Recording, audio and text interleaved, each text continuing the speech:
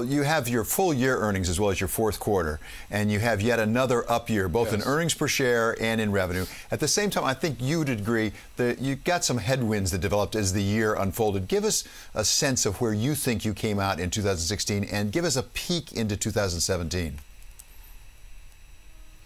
Well, 2016 was a tremendous year for the company for a variety of reasons. First of all, 14 and 15 had been record years for us, and we did even better in 16. So we continue to grow the company at a robust clip. In addition to that, the two biggest things that we had to accomplish in fiscal 16 was, one, bring Star Wars back. Our first movie, Force Awakens, came out in December, the first one since the acquisition of Lucas, and it was just a gigantic success.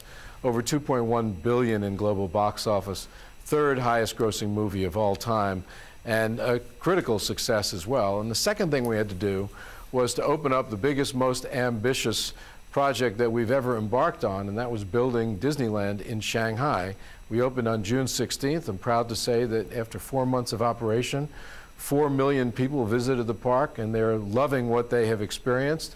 And the prospects for that park in the most populous country in the world, I think, are really bright. So as we move to 17, we feel great about what we accomplished in 16.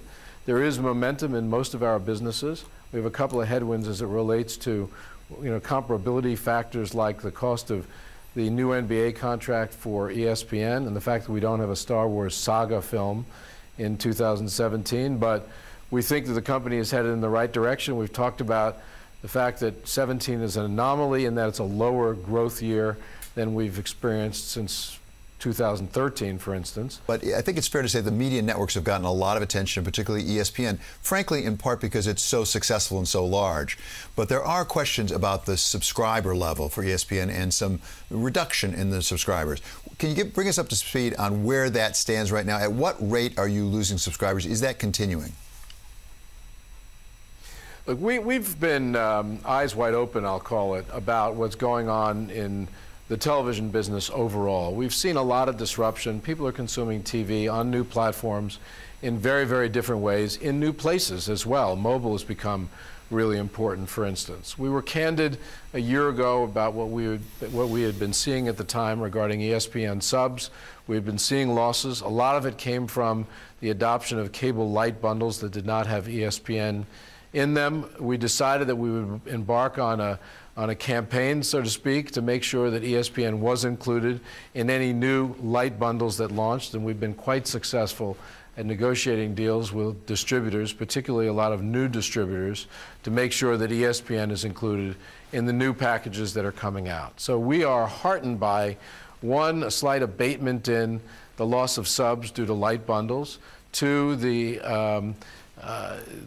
launching of these new digital platforms, which we think provide a great user interface and are very mobile friendly. We know ESPN is a great hand as it relates to their programming.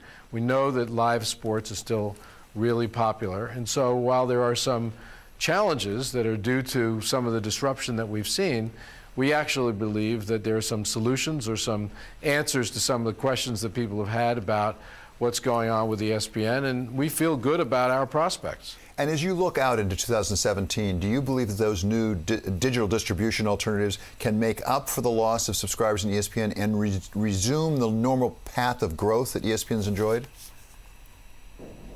Well, ESPN, save for the anomaly that is 2017, because of the $600-some-odd million of incremental rights fees due to the new NBA deal, which, by the way, we're not complaining about because we did a deal that takes us through the 2024-2025 season. We have a lot more rights, more games, more programming, and the NBA is what we consider to be an ascendant sport. It's growing in popularity. But there is an anomaly in 17 because of that. In 18, we believe ESPN will return to some nice growth again, and we believe ESPN will continue to grow beyond that. So our outlook for ESPN is positive.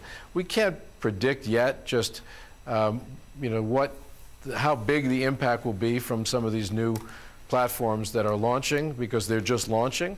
But we feel good about the user interface. We believe that their pricing is right in terms of increasing adoption of those platforms. We think it provides a great alternative to people who thought the expanded basic bundle was too expensive, or to young people who weren't that interested in subscribing to what they consider to be cable television, but they like new digital platforms.